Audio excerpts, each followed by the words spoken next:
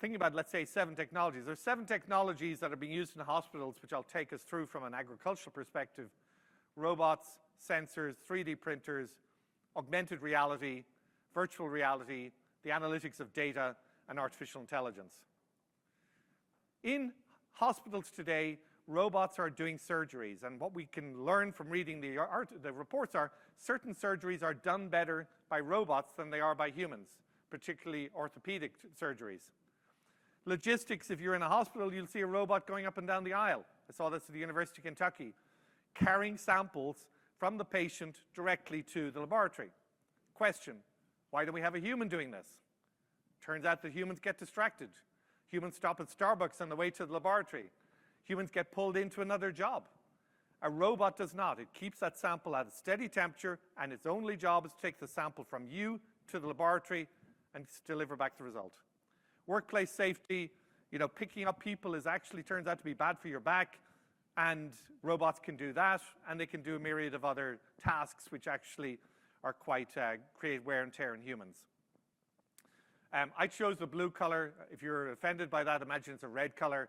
There are lots of robots out there being used, and today in the Netherlands, we are at the tipping point where almost, I think it's this year, half of the cows will be robotically milked in the Netherlands.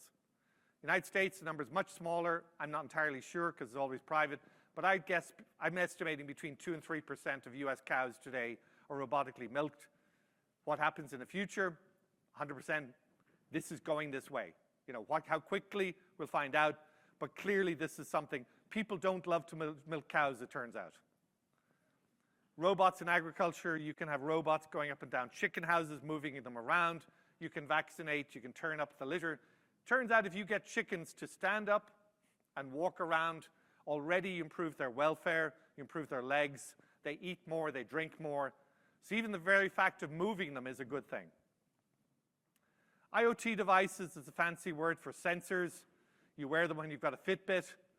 In this case, there's a massive explosion taking place. These numbers are already, I think, over 80 billion IoT, Internet of Things devices attached to something. And in hospitals, you see it being attached to patients and staff.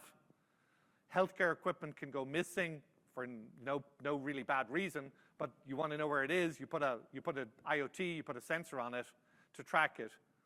In agriculture, we see sensors obviously being used in the field to measure the uptake of moisture from the roots of a plant in real time.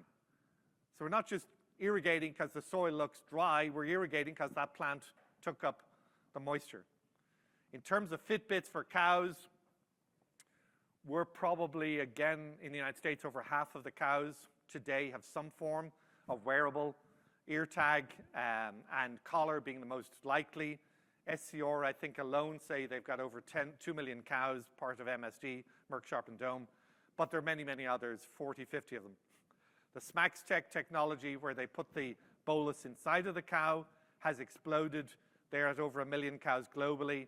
That allows them to take a temperature of the cow, movement of the cow, and also to look at the digestion of a cow in terms of acidity. So lots of cool stuff going on.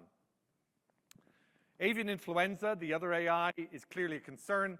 In this case, they're using a camera which detects wild birds, recognizes the wild birds, bombards them with lasers until they get chased away. And it doesn't get rid of all the birds, but it gets rid of about 70% of these wild birds, which obviously when they're pooping on your feed, pooping in your feeders, and causing potentially avian influenza to move from farm to farm, a good thing.